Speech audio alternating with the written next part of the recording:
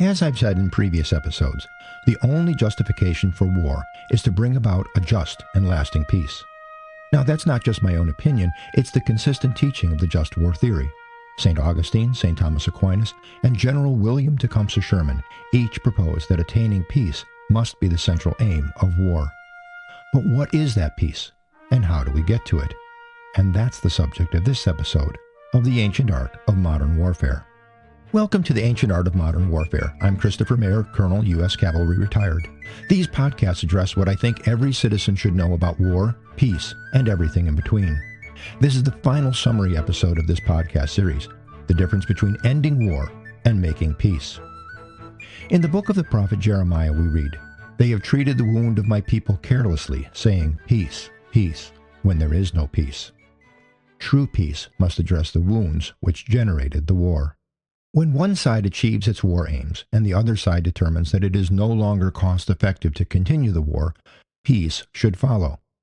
At least it would if war was completely logical and dispassionate.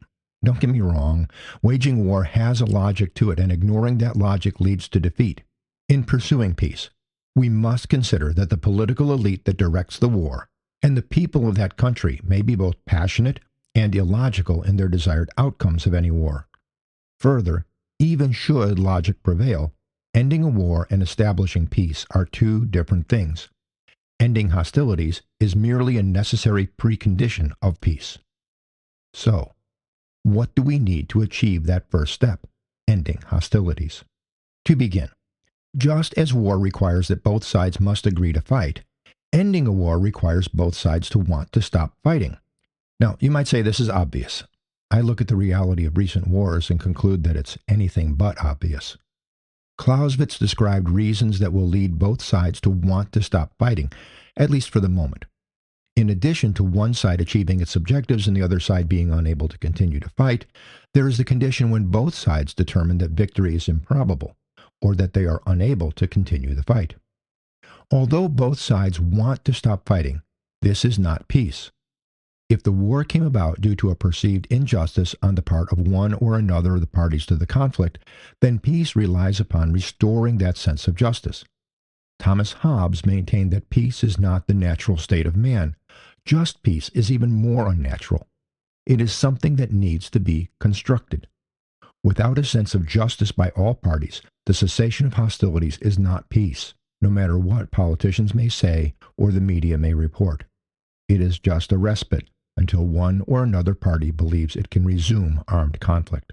Okay, let's move from the theoretical to the practical.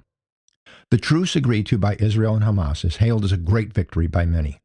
It is, however, a truce, not peace. It does not and doesn't seem likely to address the strategic objectives of the parties to the armed conflict or the underlying causes of the conflict. Now, the underlying causes of the conflict are at least a century old, if not a millennium or more. The objectives are simpler. A year ago, Israel stated that its war aims as destroying Hamas's ability to govern and launch attacks from Gaza and to return the hostages held there by Hamas and other armed groups.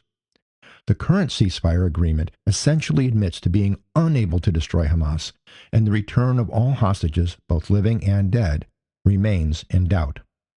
This agreement, as much as we know about it anyway, will release thousands of prisoners held by Israel, in return for a phased release of perhaps 60 living hostages.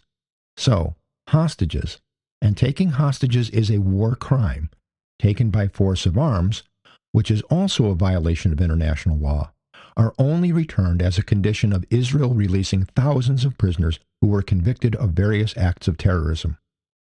This is not an example of achieving the political objectives of going to war.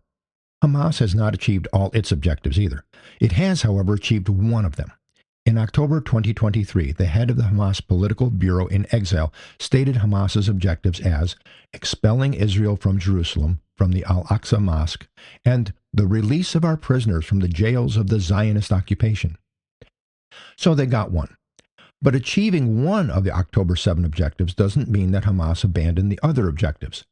Hamas's long-term objectives also remain. The 2017 Hamas Statement of Principles and Policies clearly states that Hamas's goal is to liberate Palestine from Zionist control, from the River Jordan to the Mediterranean Sea.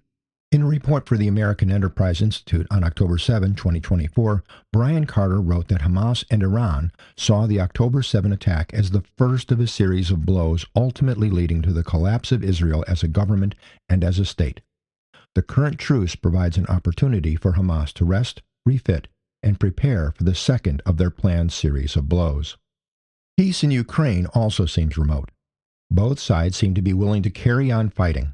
Both sides, the Ukrainian people and its government on the one side, and Vladimir Putin on the other, seem to think that victory is still possible. One of Clausewitz's grounds for making peace may be found if both sides perceive, or are led to believe, that the cost of continuing the struggle is unacceptable. The Moscow Times reported that the economic strain of the war prompted some members of Russia's elite to advocate negotiating a settlement to the conflict. Putin said that he's willing to open negotiations with President Trump. Even if such negotiations bring about a ceasefire, the long-term political objectives of both sides remain unchanged.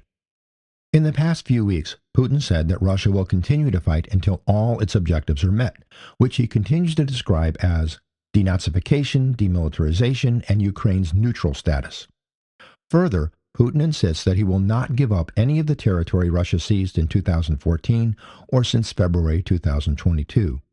Now, these statements may be posturing to secure the best advantage in truce negotiations, but it indicates that a ceasefire or a Korea-style armistice is not a near-term probability. So what does this mean to you as citizens?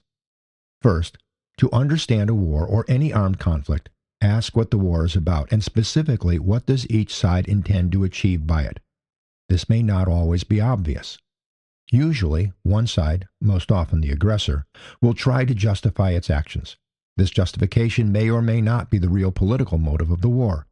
For example, both Russia's and Hamas's stated intentions at the start of their current conflicts may hide their real political objectives.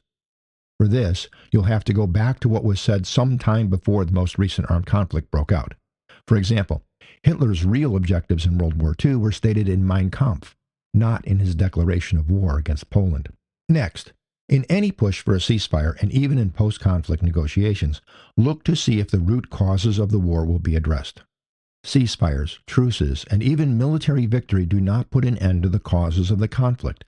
That only comes in the peace negotiations afterward. Do the proposals for peace lead to a just and sustainable peace? Or, as Immanuel Kant cautioned, does the peace agreement carry the seeds for the outbreak of future wars? If the peace is not perceived as just by all parties to the conflict, then it is not peace. It is merely a respite until the next war breaks out. Finally, as always, make your voice heard. Your representative in Congress really does pay attention to communications from constituents, and Congress controls the purse strings for our engagement in any armed conflict or the peace that follows.